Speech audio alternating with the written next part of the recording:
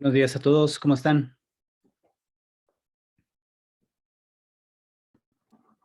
Buenos días, padre. Bien, gracias. Qué bueno, ¿Usted? bien, bien, gracias también. Qué Aquí bueno, empezamos. padre. ¿Cómo les ha ido en la semana? ¿Qué han hecho?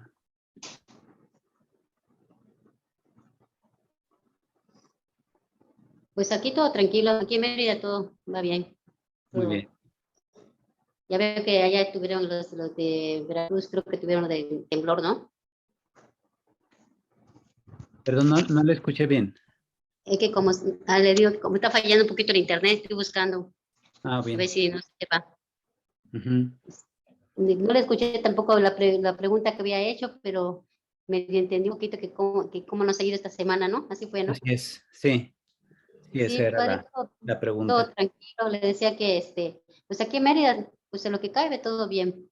Ujú. El Y aquí calor en la es casa duro, también ¿no? todo bien con las semanas. ¿Hace mucho calor en Mérida? Pues ahorita está, sí, hay mucho calor, pero el día de hoy amaneció así como, fresca la mañana. Ujú. Pues, es extraño, pero está fresca. Ujú. Sí, pero al rato se desquita el calor ya que suba el sol. Sí, ahorita ya empezó, ya se ve fuerte el solecito, ratito ya empieza a haber calor, no tanto el Buenos calor días, como el padre. bochorno. Ujú. Este, Sí, muy bien, pues buenos días a los que van entrando. Buenos días. ¿Qué tal? ¿Todo bien? Sí, padre. Muy bien, pues vamos a comenzar con Dios. nuestra sesión. Buenos días también, Gabriel, que está aquí ya conectado. Vamos a comenzar nuestra sesión en el nombre del Padre y del Hijo y del Espíritu Santo. Amén. Te agradecemos, Padre Dios, por esta mañana.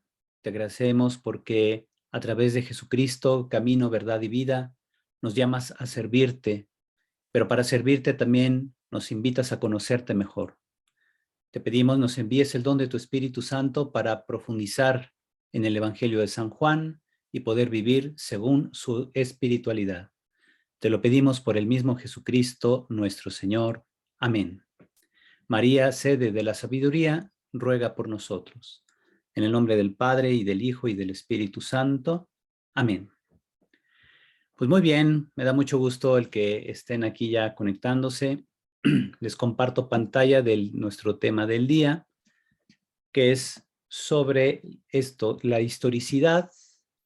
Tenemos historicidad y tradiciones sobre la resurrección de Lázaro, según Juan 11, 1 al 54. Recordemos que hace una semana vimos entonces este pasaje que es sorprendente, al parecer, el acontecimiento más sorprendente o el signo más evidente de la divinidad de Jesús, conforme al Evangelio de San Juan. Vamos a ver de este texto entonces ahora el aspecto relacionado a su historicidad. Hemos identificado en el Evangelio de San Juan que tiene 7 grandes signos. Les llama signos precisamente porque son acontecimientos extraordinarios que significan algo. Recordemos que cada uno de los signos nos dice algo de Jesús. Ese algo ya viene más o menos especificado desde el prólogo, que se nos viene diciendo que Jesús es ese Hijo eterno del Padre que está vuelto hacia el Padre, que ha venido al mundo como luz que ilumina a todos los hombres y que además es el único que puede revelar la vida íntima, la vida interior de Dios. Y esto se va reflejando en cada uno de los signos. Este signo, como les decía, la resurrección de Lázaro constituye el signo más sorprendente de todo el Evangelio.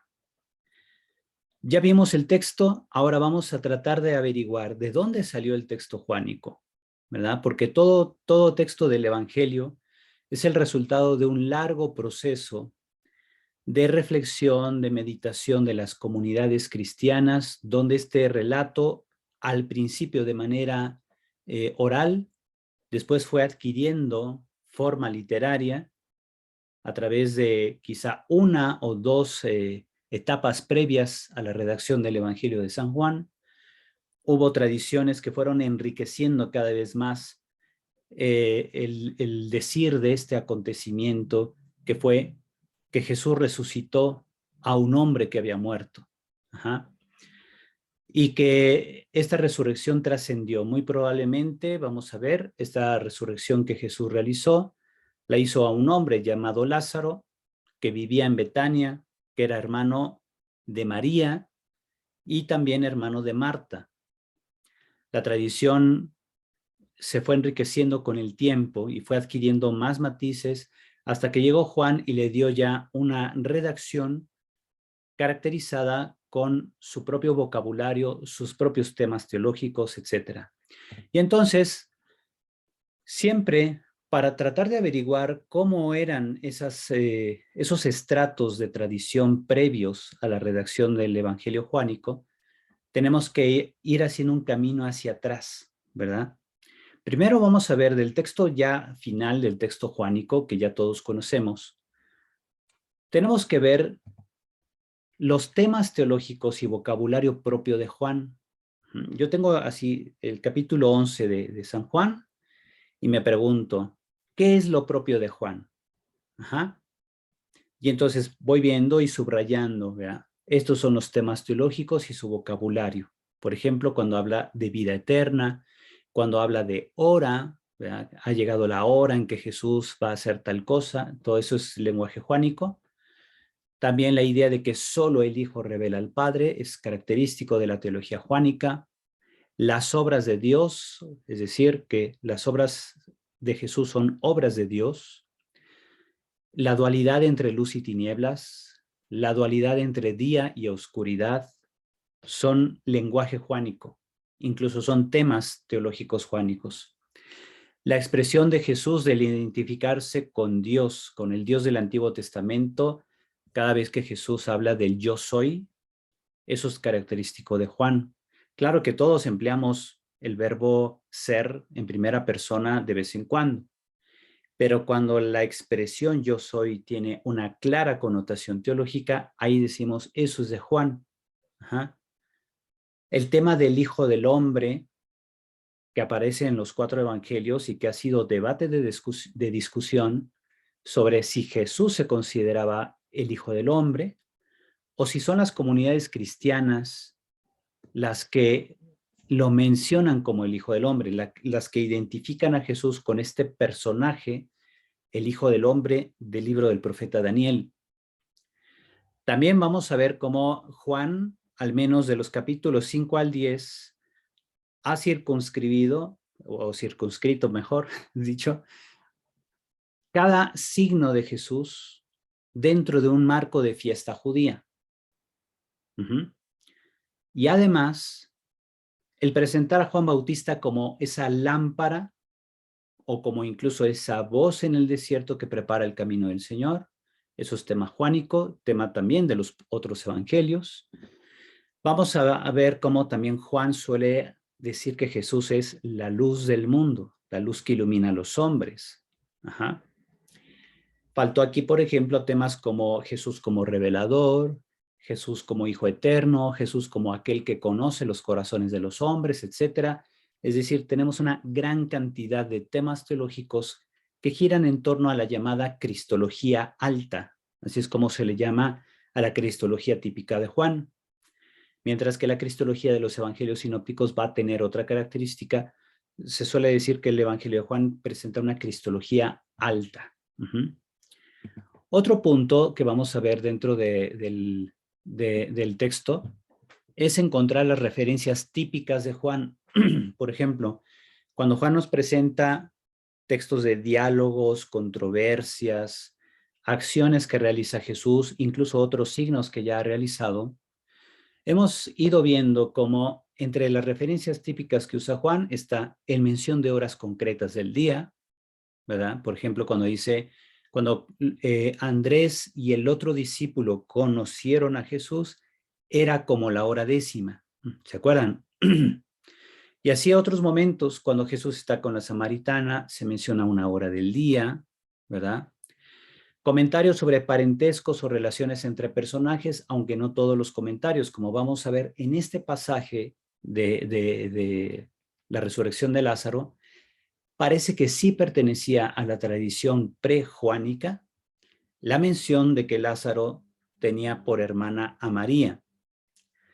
Otros consideran que la tradición también hablaba de Marta, entonces que Lázaro era hermano de María y de Marta. Entonces hay mucha discusión ahí sobre si la relación con Marta ya venía desde la antigua tradición oral, que después se plasmó en una tradición escrita previa a San Juan, o si vino después, ¿no? Al menos se puede admitir que el nombre de María siempre estuvo vinculado con Lázaro, o sea, aquella que derramó un perfume a los pies de Jesús y lo secó con sus cabellos. Parece ser que eso sí pertenecía a la antigua tradición. Tenemos también, por ejemplo, que Juan suele explicar términos hebreos o arameos porque dirige su evangelio a comunidades que no saben mucho de las tradiciones hebreas. Pero también hay muchos judíos y por eso enmarca los milagros de los capítulos 5 al 10 dentro de fiestas judías, porque es relevante para los judíos.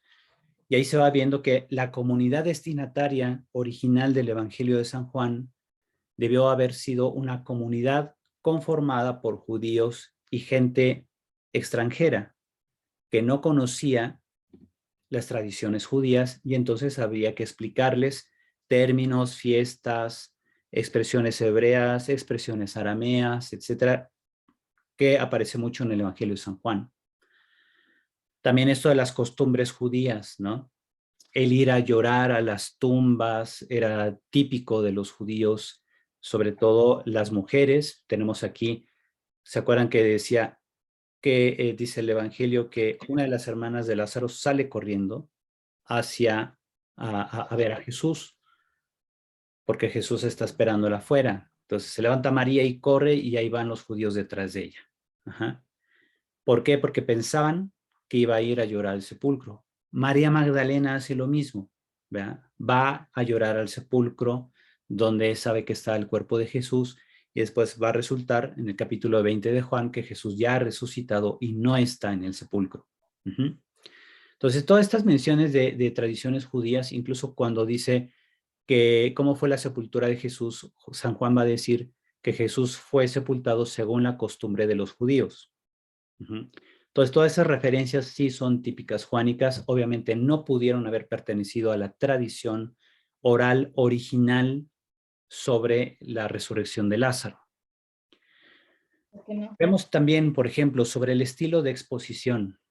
¿Cómo suele exponer Juan acontecimientos de la vida de Jesús? Tenemos que Juan suele utilizar, por ejemplo, paralelismos. Esta estrategia de los paralelismos es una estrategia que se ha estudiado mucho, por ejemplo, en el ambiente de la literatura sapiencial, de la literatura sálmica, o sea, de la salmodia. Encontramos enseñanzas en forma de paralelismo, ya sean paralelismos sinonímicos, que significa dos expresiones que van en la misma línea expositiva. Puede ser Dios bendice al que cumple su palabra y Dios es benevolente con quien cumple su voluntad. Son dos expresiones que dicen lo mismo, ¿no? Eso es un paralelismo sinonímico. El paralelismo antitético, que es el que suele usar más Juan, nos dice, por ejemplo, la luz vino para iluminar a los hombres, pero ellos prefirieron las tinieblas. Eso es un paralelismo antitético, o bien se puede reformular, ¿verdad? Los hombres recibieron la luz de Dios. Sin embargo, los hombres eligieron las tinieblas. Son dos formas de decir lo mismo que dije antes, pero aquí encontramos dos oraciones que están en contraste, en antítesis, y por eso se le llama paralelismo antitético. Eso suele utilizarlo Juan en su evangelio. También la forma como presenta las controversias, o sea, viene un milagro, viene la reacción de los presentes, que suele ser el pueblo, después viene la reacción de las autoridades religiosas de Jerusalén, escribas, fariseos, sacerdotes, etcétera, y se van contra Jesús. Viene una discusión, se dicen de palabras y al final Jesús los calla con una serie de enseñanzas, una serie también de expresiones de ironía, ¿verdad? Y aquellos ya no dicen nada y se quedan nada más con el coraje o haciendo el complot para matar a Jesús. Esa es la forma típica en que Juan construye las controversias. Ajá. También tenemos enseñanzas sapienciales, que Jesús utiliza prácticamente un lenguaje tomado de la literatura sapiencial para enseñar. Eso, no sé, se podría atribuir a Juan, se podría atribuir también a la influencia de otras tradiciones previas. Lo encontramos también mucho en los evangelios sinópticos, el que Jesús enseña con expresiones de literatura sapiencial. Tenemos las expresiones solemnes para introducir su enseñanza. Cada vez que Jesús dice, en verdad les digo, eso es una expresión solemne para comenzar una enseñanza y Juan lo utiliza por todo su evangelio. ¿Ok? Bien, tenemos entonces que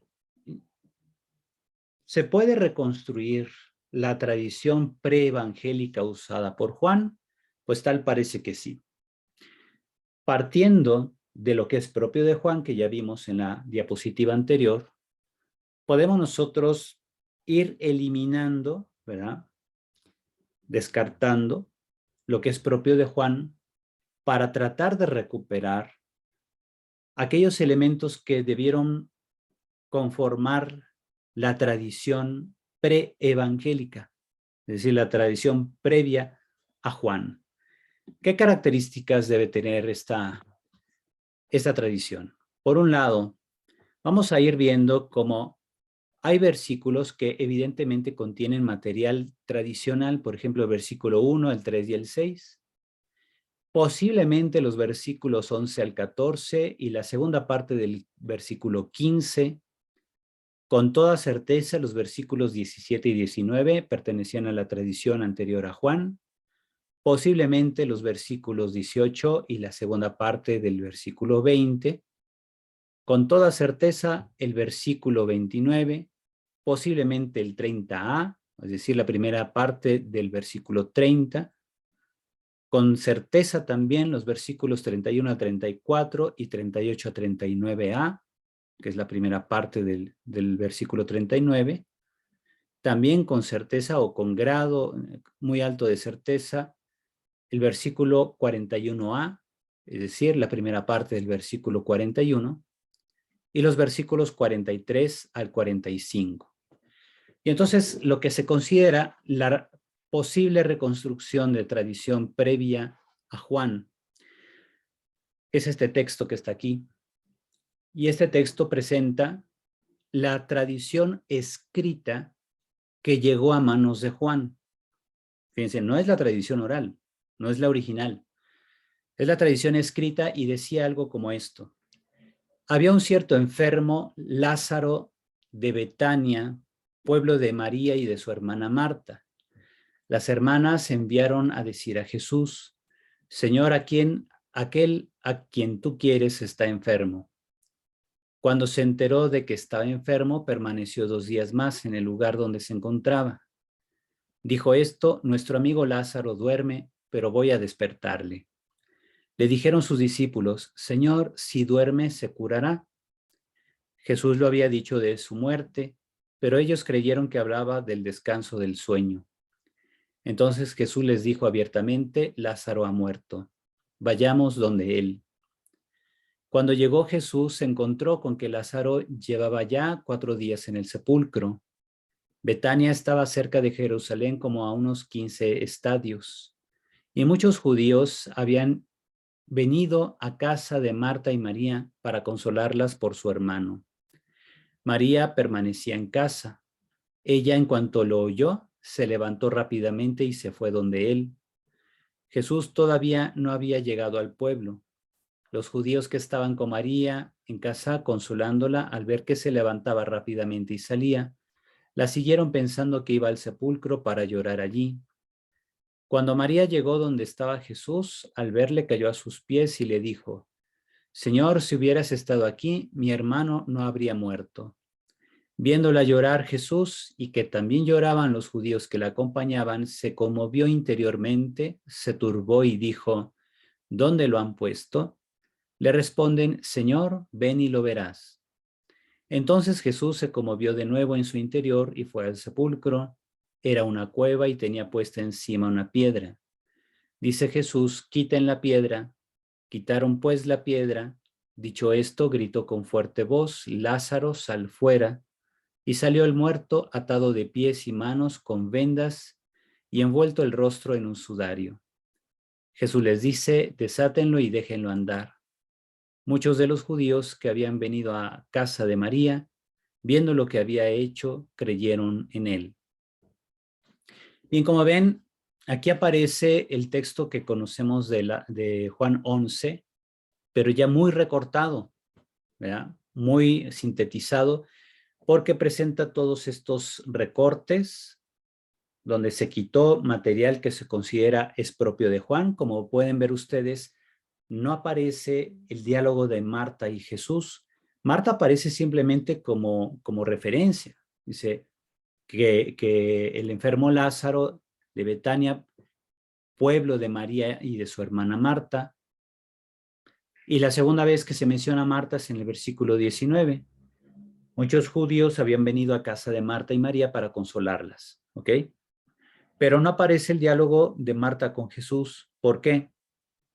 A ver, quiero escuchar las teorías de ustedes. ¿Por qué creen que no se considera el diálogo de Marta con Jesús como parte de la tradición previa, la tradición escrita previa a Juan? A ver, hagan su teoría. Tiene que ver mucho con el estilo juánico. Sí, tendríamos que ver la redacción de ese diálogo con detalle, padre, y tratar de ver si es consistente con digamos, con estos estándares que hemos venido estableciendo como que se van repitiendo y a lo mejor ahorita no lo tengo así de memoria, pero sí, probablemente no checa, ¿no? Si ustedes abren su Biblia, si tienen una Biblia en la mano, abran su Biblia en el capítulo 11 de San Juan y vean cómo el diálogo de Marta con Jesús es relativamente parecido al diálogo de María con Jesús. Incluso comienzan con el mismo reclamo, que Sí, llegan y le como dicen: que pareciera Señor, que se reproduce, ¿verdad? Como que se exacto, duplica. parece un duplicado. No La podría ser. diferencia, la diferencia es que el diálogo de Marta y sus expresiones reflejan más una fe imperfecta, muy al estilo de los judíos que la acompañan. En cambio, María presenta una fe más desarrollada, pero aún así, todas las partes ahí de las confesiones de fe que hacen las dos hermanas no aparecen en este pasaje. En lo que se cree es la tradición previa a la redacción juánica, lo que hace pensar que las confesiones de fe que dicen Marta y María, de reconocer en Jesús a el profeta que tenía que venir, aquel que estaban esperando, que tú eres el Hijo de Dios, y todas esas confesiones de fe son más bien producción de Juan. O sea, Juan pone esas confesiones en labios de ellas porque sirve a su proyecto teológico, porque sirve también como diálogos catequéticos por los que Jesús las va llevando poco a poco de las tinieblas de la fe judía, de esta fe imperfecta, a la gracia y plena de reconocer en Cristo al Hijo de Dios. Entonces, las va conduciendo al reconocimiento de Jesús como el revelador del Padre. Y como eso responde al proyecto teológico de Juan, entonces se considera que esas confesiones de fe que dicen las dos hermanas se deben eliminar si es que queremos llegar a la tradición original. Pero fíjense, este es un paso intermedio todavía. Este texto que tenemos aquí en pantalla se considera que pudo haber sido con gran probabilidad, aunque no tenemos cómo demostrarlo, pero sí quitando todo lo propio juánico, podemos llegar a este texto. Fíjense, es un texto que Juan utilizó como base para su capítulo 11. Pero viene otra pregunta, ¿y ese texto qué tradición oral tomó como inicio? ¿O qué redacción previa quizá pudo haber existido antes de que este redactor desconocido ya presenta un pasaje bastante rico en detalles? Y entonces viene otra pregunta y viene otro texto. Este texto también es hipotético y parece contener los elementos que se esperarían de un relato original. Digamos, ya fue del paso de la oralidad a la primera redacción, o bien que este texto que tenemos aquí en pantalla contiene el núcleo del relato oral, que después el otro redactor que hizo este texto, ¿verdad?, utilizó este texto en azul, con fondo azul, o que este contenido pertenecía a una tradición oral que él utilizó para hacer esta redacción. Ajá. Entonces, se trata de ir viendo, este texto que tenemos aquí ya está muy enriquecido. Ajá. Tiene muchos detalles que probablemente no todos vienen de una tradición original que necesariamente debía haber sido más corta, que es este. Y entonces lo que proponen especialistas como este Francis Moloney, este sacerdote salesiano que hizo su comentario del Evangelio de San Juan, consideran que el relato original, ya sea oral o escrito, contenía algo como esto. Había un cierto enfermo, Lázaro de Betania, pueblo de María y de su hermana Marta. Las hermanas enviaron a decir a Jesús: Señor, aquel a quien tú quieres está enfermo. Jesús dice a sus discípulos: volvamos de nuevo a Judea, vayamos donde él. Cuando llegó Jesús, se encontró con que Lázaro llevaba ya 4 días en el sepulcro.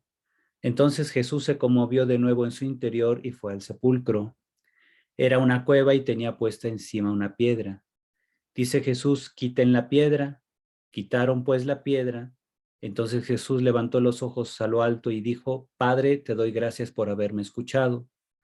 Dicho esto, gritó con fuerte voz: Lázaro, sal fuera. Y salió el muerto, atado de pies y manos con vendas y envuelto el rostro en un sudario. Jesús les dice: desátenlo y déjenlo andar. Muchos de los judíos que habían venido a casa de María, viendo lo que había hecho, creyeron en él. Ajá. Entonces, fíjense, ahora encontramos un problema mayor porque no aparece el diálogo de ninguna de las hermanas con Jesús. ¿Se dan cuenta? Entonces, parece ser que el relato original oral, digamos lo que se difundió oralmente mucho antes de la primera redacción, fue que Jesús resucitó a un tal Lázaro, hermano de María y Marta, conocidos por aquellos a los que se dirigió originalmente el relato. Por eso mencionan este parentesco, para que ubiquen rápidamente en qué familia sucedió esto. Pero no menciona para nada diálogos de las hermanas con Jesús. Simplemente dice que Jesús andaba en otro lado, se enteró, vino, se preguntó dónde estaba el sepulcro, fue y ahí resucita a Lázaro, pide a los presentes que lo desaten y lo dejen andar, y en consecuencia mucha gente creyó en él, ¿no? Como que eso era la esencia del relato. Ya después, como les decía, vino un redactor que hizo esto, donde ya pone más referencias sobre sobre María, sobre todo, donde mete más detalles, incluso un poco de diálogo con sus discípulos. Y luego pues ya vino Juan y le dio la forma final, que es la que tenemos en el capítulo 11 del Evangelio. Entonces como que por ahí lo que vamos viendo es simplemente esto. Cuando tenemos un texto y queremos tratar de llegar a la tradición previa que dio origen al texto bíblico, lo que hay que hacer es este procedimiento que les ponía acá, de ir identificando lo que es propio del evangelista. Temas teológicos, vocabulario, referencias típicas y estilo de exposición. Cuando tú ya tienes todos esos elementos identificados en el texto que analizas, los tienes que descartar. Dices, como esta es la crema y la salsita que le echó el evangelista, hay que quitarlo. Para ir al núcleo, digamos, para ir a la tortilla con el pollo deshebrado. ¿Verdad? Todo lo demás ya fue material que el evangelista le fue añadiendo conforme a su proyecto teológico, pensando en el tipo de destinatarios que tenía, etcétera. ¿Ok? Y así es como se va reconstruyendo una tradición previa, identificando, como se ve aquí en esta lista, lo que venía de Juan, lo que posiblemente venía de Juan, al menos con alta probabilidad, queda este primer texto, y después, como este texto ya Juan debió haberlo recibido escrito, hay que ir más para atrás, a tratar de identificar de este texto qué es lo propiamente esencial, qué es esto. Este segundo texto con fondo azul ya representa, digamos, a la tradición previa, que pudo haber sido la tradición oral original, o al menos la primera tradición escrita que partió directamente de la tradición oral. Surge una pregunta sobre ya la forma final que tenemos en el Evangelio juánico. ¿Hay una influencia lucana para hablar de una resurrección de Lázaro? Y es que se acuerdan que en Lucas aparece el relato de Lázaro y el hombre rico, ¿verdad? Lázaro, que era enfermo, que estaba todo llagado a las puertas de la casa de un rico, que banqueteaba con grandes fiestas y todo eso. Después los dos mueren. El que era el pobre, ¿verdad? Aquel hombre que vivía en miseria, ahora gozaba en el cielo de la presencia de Abraham, que representa aquí a Dios, ¿verdad? El Padre. Por otro lado, el rico es llevado al lugar de castigo, llamémosle así como comúnmente o tradicionalmente se le llama el infierno. Y entonces aquel le pide a Abraham, Padre Abraham, deja que aquel hombre vaya a avisar a mis hermanos que no acaben igual que yo en estas llamas, en este tormento. Y responde Abraham, tienen a Moisés y a los profetas, que los escuchen. No, pero es que si va un muerto, entonces sí recapacitarán. Dice, pues si no obedecen ni la ley ni a los profetas, tampoco harán caso a un muerto que haya resucitado. Entonces muchos especialistas se han preguntado, ¿será que el relato lucano de esta parábola haya motivado a Juan a crear, digamos, literalmente a inventar un relato de resurrección de un tal Lázaro, y que la enseñanza final sea que precisamente los presentes al ver la resurrección de Lázaro creyeron en él, creyeron en Jesús, ¿no? Entonces, al ver que alguien vuelve de la muerte, entonces sí recapacitan y se convierten, muy en la línea de lo que presenta al final de la parábola de Lucas. Ok, entonces, esta discusión pues se tiene que abordar conforme a lo que propiamente encontramos en los textos. Entonces, la cosa es que no es posible relacionar la parábola de Lázaro y el rico con el texto juánico. ¿Por qué? Porque en Lucas el pasaje es una parábola, y es una parábola sobre un mendigo, alguien que no tiene dinero, alguien que está pobre, enfermo, ¿verdad? Llagado, cosa que nunca se predica de Lázaro. Ajá.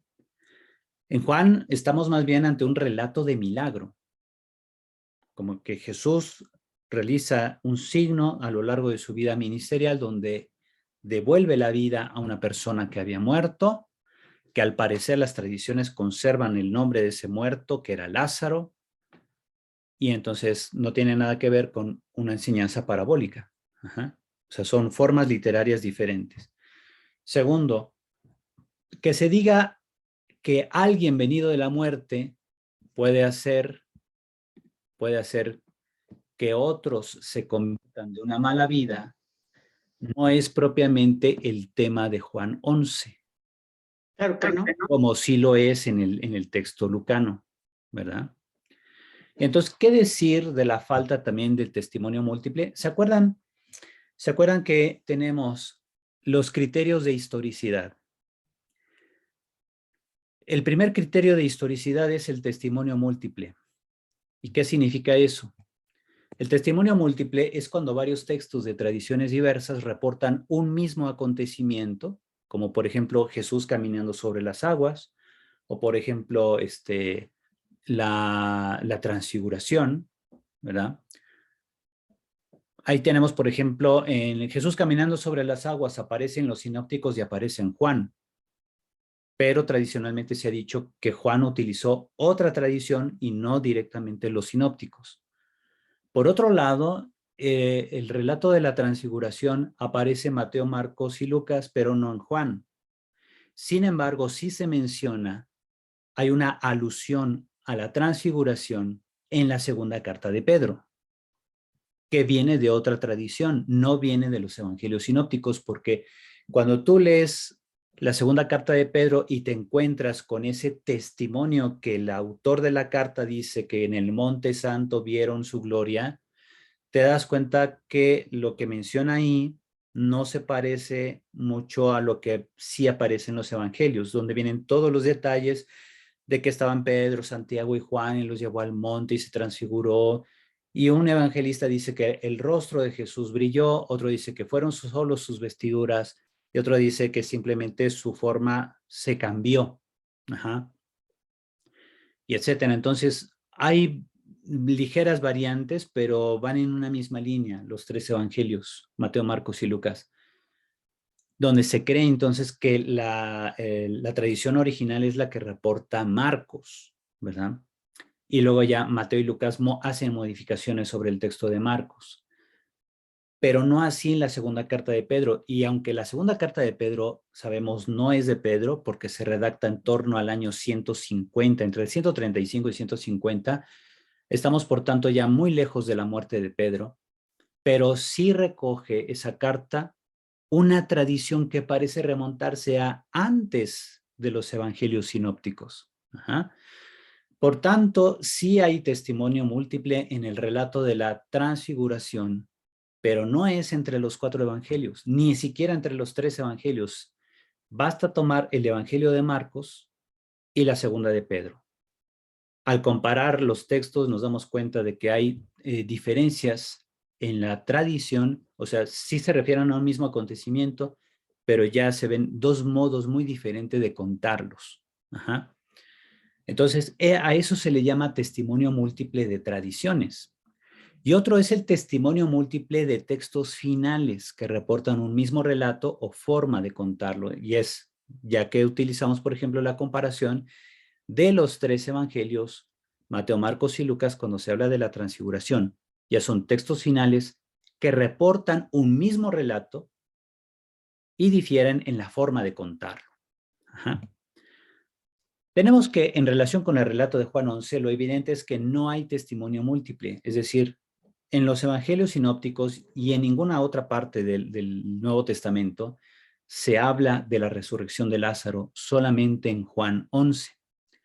Entonces muchos especialistas dicen, pues como no aparece este mismo milagro reportado en otros evangelios ni en el resto del Nuevo Testamento, entonces es invención juánica. Pues ven, ¿qué creen? Que no. La falta del cumplimiento de este criterio de historicidad en realidad no afecta la posible historicidad del pasaje, debido a que el relato bien pudo fundarse en una de las tantas acciones de Jesús, donde o bien atendió a un moribundo llamado Lázaro, o lo resucitó realmente de entre los muertos. Lo mismo hacen los demás evangelistas, aunque presentan sus relatos con matices diversos. Por ejemplo, ¿se acuerdan ustedes del el ciego de Betsaida en Marcos 8? Que llega Jesús y le unta lodo en los ojos y etcétera. Al principio ve hombres como árboles que se mueven. Jesús dice, chin, a ver, ven para acá. Le vuelve a poner lodo en los ojos, se vuelve a lavar y ahora sí ve bien. ¿Ok? Ese relato también aparece en Mateo, pero son 2 ciegos. No es uno solo. Tenemos 2 ciegos y finalmente pues sí lo sana. Tenemos también otros relatos, por ejemplo, de Jesús sanando a un leproso o incluso a 10 leprosos en Lucas. Entonces parece que son relatos que difieren un poco, pero hacen referencia a un mismo acontecimiento. Alguna vez Jesús sanó a un ciego de nacimiento, llámese Bartimeo o llámese el de Juan 9, ¿no? No sabemos su nombre, pero pues ahí fue lo que vimos hace una semana. Y puede ser que alguna vez Jesús sanó a un ciego allí en Jerusalén, cerca de una piscina, y por eso se parecen los textos. Y se parece también al relato del ciego de Betsaida, que Jesús le pone lodo y se lava con agua. ¿Ok? Entonces parece que hay elementos comunes, lo que nos podría indicar que Jesús alguna vez sanó a un ciego, algo le puso en los ojos, se echó agua y comenzó a ver. Entonces, eso sucede en Marcos, en Mateo y en Juan 9, que es el texto que vimos empezando la semana pasada. Bien, entonces, de todo esto se va viendo que siempre hay un acontecimiento que da origen a una serie de tradiciones o de formas de contar algo, pero aunque las formas difieran, hacen referencia a un mismo evento.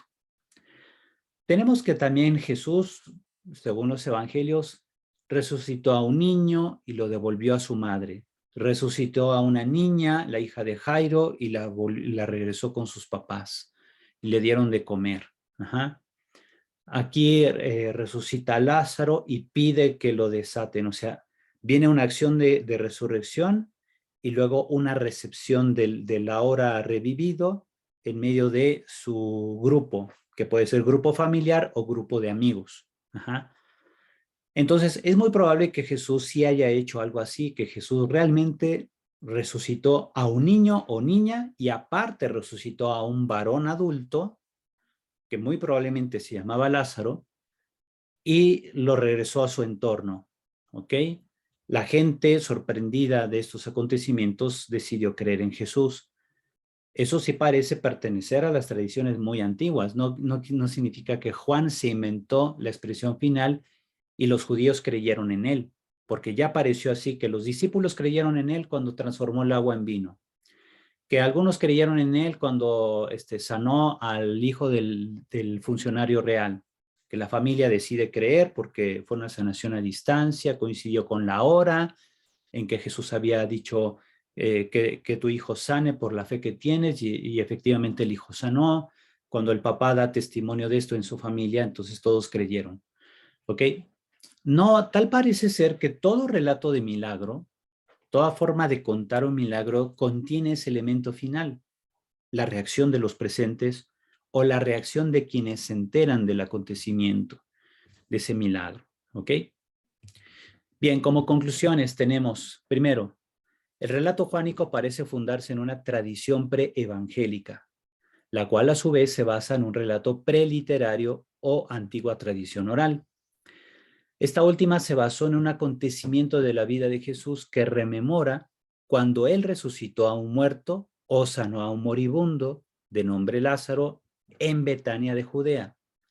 Pongo Betania de Judea porque acuérdense que eran dos Betanias. La otra Betania es la que está junto al Jordán, que era donde Juan bautizó a Jesús. Tenemos también la tradición oral originaria, por tanto, debió surgir en esa región de Judea, de Betania. Luego tenemos la tradición oral, llegó a Jerusalén y generó reacciones entre las autoridades religiosas de Jerusalén. Los autores de dicha tradición oral debieron ser conocidos de Lázaro y sus hermanas. Lo mismo se debe de reconocer de los destinatarios originales. Es decir, van pasando los años. En el pueblo de Betania se cuenta pues, que Jesús ahí resucitó a Lázaro, etc. Y luego alguien decide poner por escrito eso porque pues, se van haciendo viejitos, va pasando las décadas, los niños crecen y quieren enterarse qué es lo que pasó aquel año. Y entonces, ahí en Betania, de Judea, alguien que sabe escribir se pone a escribir precisamente el núcleo de este acontecimiento y menciona a María y a Marta como hermanas de Lázaro porque los locales saben quiénes son. Y de ahí la necesidad de mantener los nombres de las hermanas. La redacción de la primera edición escrita de tradición oral o posible relato original tuvo que darse, aquí es darse, décadas después de lo acontecido, con el fin de ofrecer un soporte escrito a la predicación oral sobre las acciones de Jesús. Fíjense, ahí esto de soporte es muy, muy importante. Recordemos que en la antigüedad la mayoría de las veces las predicaciones cristianas eran simplemente orales. Para que las predicaciones no se desviaran de lo que era nuclear, de lo que era central o esencial, se vio necesario poner por escrito la esencia de los relatos, de las discusiones y de las enseñanzas de Jesús, etc. ¿Ok? Entonces, la función de los textos escritos era la de dar soporte, apoyo y evitar desviaciones en la predicación. Entonces, la escritura estaba en servicio de la predicación, no para sustituir las tradiciones orales, sino que para garantizar que las tradiciones orales no se desviaran y que las tradiciones orales transmitieran ese núcleo que se debía conservar. El relato parece no haber pertenecido a una supuesta fuente de signos. Es más, muchos especialistas creen que ni siquiera existió la fuente. ¿Se acuerdan que se hablaba ahí de la fuente de signos que sirvió para el libro de los signos o de Juan? Muchos especialistas creen que probablemente la fuente de los signos ni existió. O sea, más bien es Juan quien crea un sistema de 7 signos, donde el 7 representa la perfección, número de Dios. 7 signos que Juan tomó de aquí y de allá, relatos que eran simples relatos de milagros, y él los reconfigura para que sean relatos que significan algo sobre Jesús, ¿verdad? Entonces, cuando se habla de una fuente de signos, sería necesario entonces atribuir un pensamiento teológico al autor de esa fuente. Entonces parece requerir una teología de la palabra que le diera sentido a la llamada fuente de signos que después utilizó Juan. Pero de ser así, entonces ese autor de la fuente de signos, pues debió haber sido el mismo Juan. ¿Por qué? Porque van en la misma línea de una teología de la palabra, tanto la fuente de signos como el Evangelio de Juan. Entonces, se pregunta aquí uno, aplicando la navaja de Occam, ¿qué es más fácil de explicar o qué explicación es la más viable, la más sencilla? Decir que Juan utilizó una fuente de signos de un autor anónimo que ya tenía un pensamiento teológico juánico, o que simplemente Juan utilizó diversos relatos que andaban por ahí y los reconfiguró conforme a una teología de la palabra. Parece más viable lo segundo. Ajá.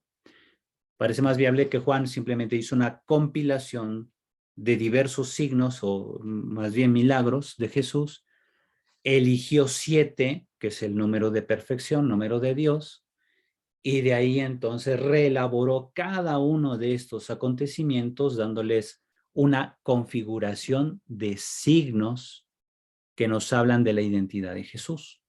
Uh-huh. Muy bien, pues esta es la presentación que tenemos para comenzar este día. ¿Cómo vieron? Ahora nos toca compartir. ¿Qué opinan de este trabajo de tratar de resucitar la tradición original? Los quiero escuchar. A ver, yo, padre. Uh-huh. Yo, en lo que usted estaba explicando, yo estaba pensando cuánto trabajo de verdad existe para encontrar ahora sí que la verdad. O sea, se me hace inverosímil. La fe nos dice sí existieron los milagros, ¿no? Uh-huh. Sí existieron las personas, sí existieron los lugares. Pero por otro lado, fe, razón, fe, ciencia, pues tiene, al menos la fe cristiana, pues tiene que averiguar todo eso. Entonces, como dice usted, ¿cuánto trabajo a partir de los textos, pues pues los investigadores tienen, ¿no? Y es apasionante porque es una historia que muchas veces al leer los textos pues se nos puede quedar claro, pero después así como ir averiguando todo los acontecimientos, pues sí, es fascinante de verdad. Sí, muy bien, gracias. Muy bien. ¿Alguien más? Doctor, Sí, ya. doctor, buenos días. Buen día. Buenos días a todos, a todas. ¿Hay algún especialista en este tema que nos recomiende? ¿Algún texto? Sí, de hecho, por ejemplo, ahí de los textos que les he compartido, prácticamente todos los comentaristas abordan la cuestión de la investigación de la historicidad del relato.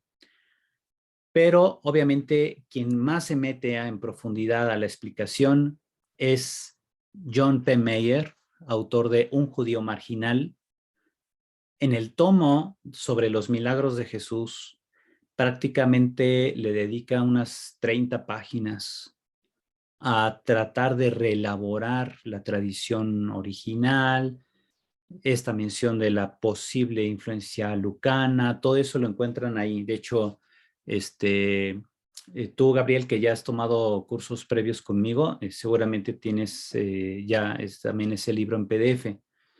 O recuerden que yo subí el tomo de milagros, creo que ya lo subí también al WhatsApp de grupo.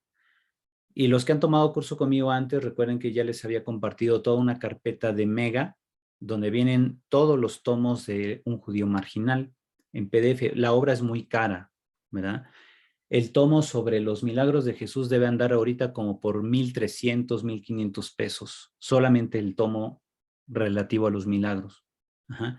Afortunadamente yo me hice de esa colección hace muchos años y no me salió tan caro.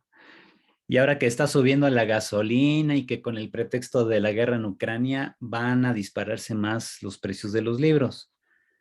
Entonces, pues hemos decidido compartir en PDF, ¿verdad? Sin ningún afán de lucro, este material. Bien, entonces, Gracias. es el que más recomiendo, ¿verdad? Recuerden, John P. Mayer es sacerdote católico, pero su libro, su obra, Un judío marginal, no es una obra teológica, sino de investigación histórica. Y él mismo lo recalca desde el primer tomo. Ajá. Sí, Teodoro, adelante. Sí, gracias. Lo que pasa, bueno, aclarando que es la primera vez que tomo un curso de profundización bíblica. Ujú. En varias ocasiones había escuchado eso, de que a lo mejor esto fue adicionado por el autor. Esto a lo mejor fue porque se acoplaba más al pensamiento del evangelista. Ujú. Entonces, ahí se rompe, ¿no?, lo que oímos siempre de que, bueno, en la predicación de los padres y en alguna que otra clase de pastoral, que la Biblia fue escrita por inspiración, porque tal parece que la inspiración tenía que ver también con el imprimir el criterio teológico de los que fueron los finales redactores, ¿no? Así es. Ajá. O sea, hay un trabajo ahí conjunto, digamos, Dios inspira, pero también el redactor o evangelista, pues escribe desde sus propias capacidades, ¿no? Desde su propio interés pastoral también, porque recuerden, cada evangelio se redacta pensando en una o varias comunidades concretas que tenían en su presencia gente proveniente del judaísmo, gente proveniente del paganismo, gente que valoraba todavía mucho a Juan el Bautista, pero no sabían quién era superior, si Juan el Bautista o Jesús, si se podría decir que Jesús era, digamos, como la encarnación del siervo de Yahvé de Isaías, o si Jesús era como el profeta que habría que esperar según Deuteronomio 18, o si Jesús era Elías que había regresado del más allá. Pues había mucha confusión, y por eso los evangelistas vieron necesario elaborar sus evangelios pensando en comunidades concretas, ¿verdad? Ya sea una comunidad o varias comunidades locales cercanas que compartían las mismas inquietudes. Ajá. Y por eso no se parecen los relatos aun cuando hablan de un mismo acontecimiento, como Jesús caminando sobre las aguas. Vamos viendo que no dicen lo mismo los relatos evangélicos. Mateo, por ejemplo, dice que Pedro también caminó sobre las aguas, cosa que los demás evangelistas no mencionan. Jesús sube a la barca después de caminar sobre las aguas en Marcos y en Mateo, pero no en Juan. En el texto juanico, Jesús nunca sube a la barca, simplemente llegan a la orilla. Ajá. Pero sí coinciden en decir que eso aconteció de noche en el mar de Galilea, que al principio estaban los discípulos solos, Jesús se había quedado en un monte a hacer oración y luego los alcanzó en el mar. En eso sí coinciden todos.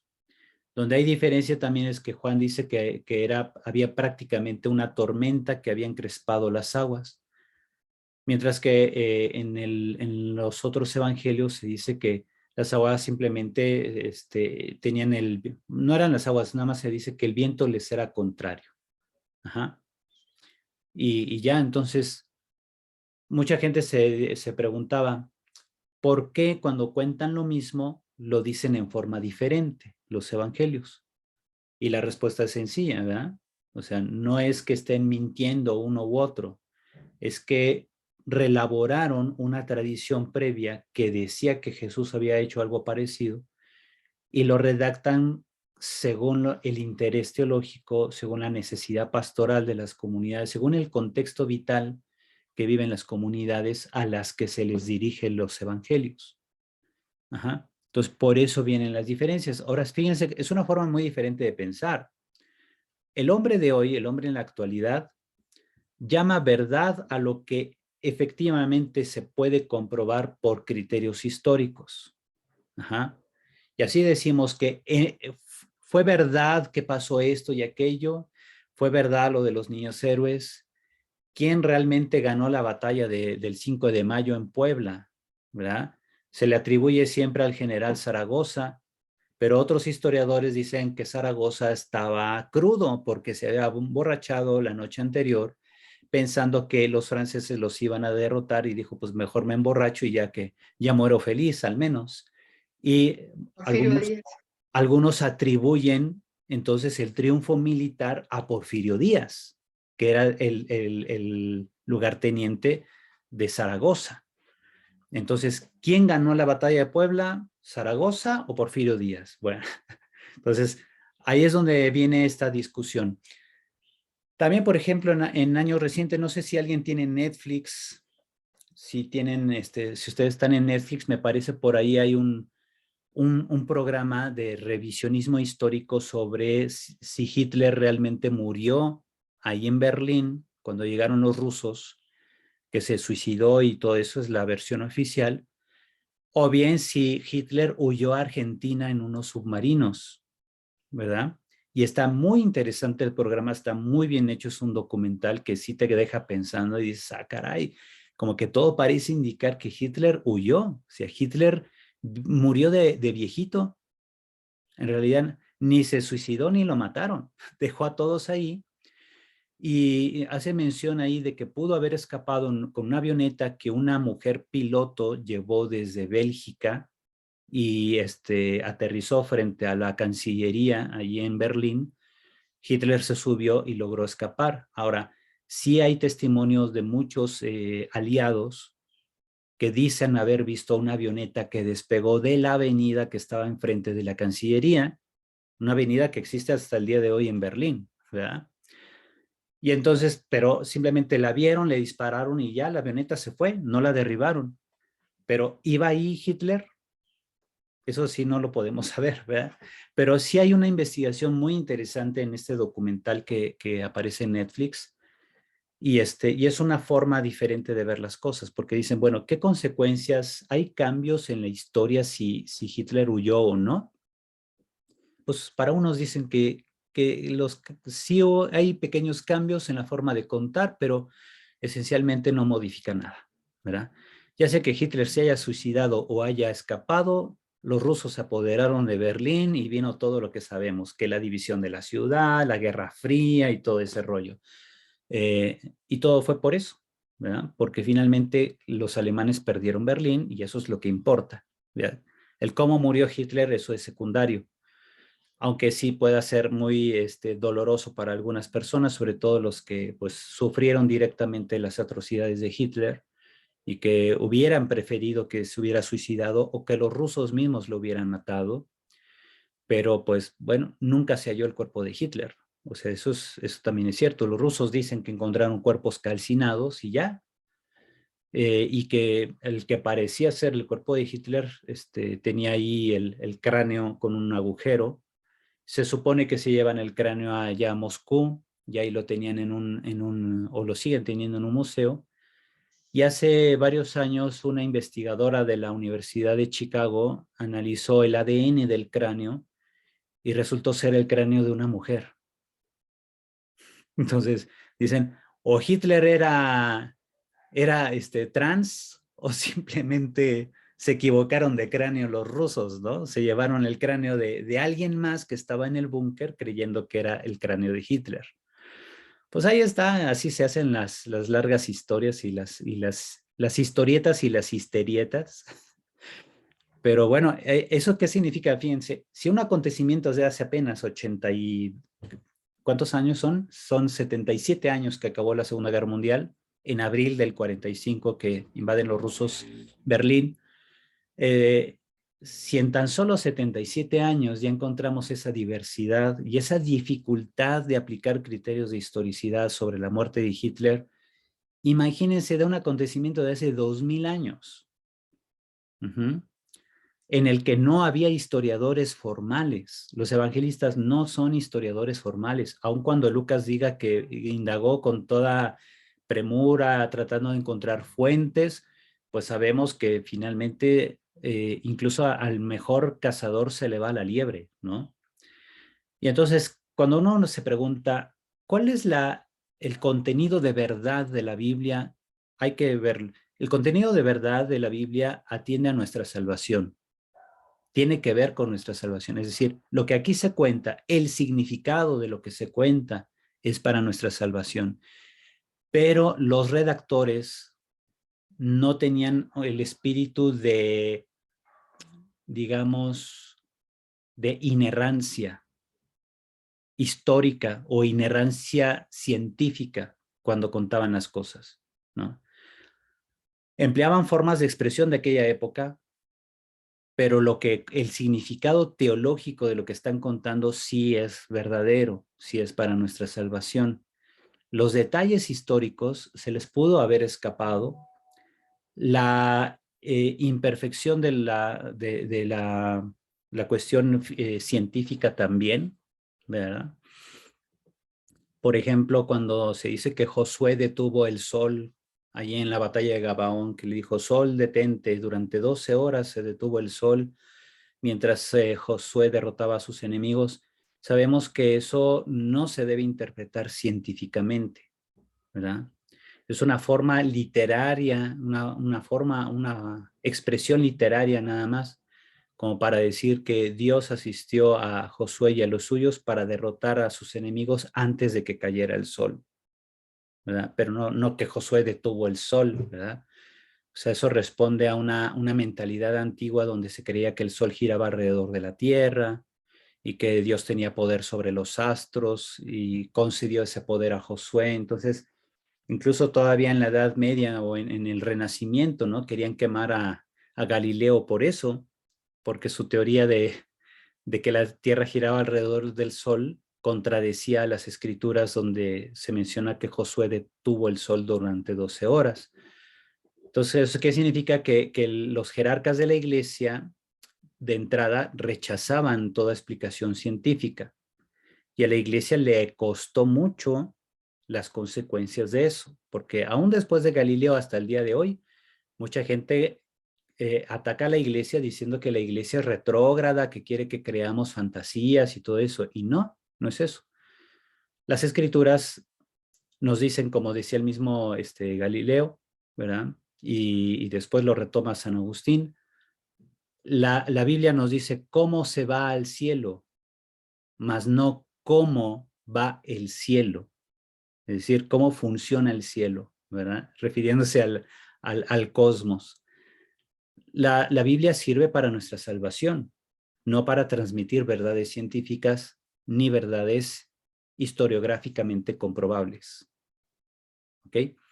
Pues ya son 10:07, vamos a tomar el descanso, ¿verdad? Y ahorita regresando respondo aquí a la pregunta de Marcela Abasta y continuamos con nuestro siguiente tema. ¿Sale? Gracias, doctor. 10 Gracias. minutitos. Gracias. Gracias. Gracias.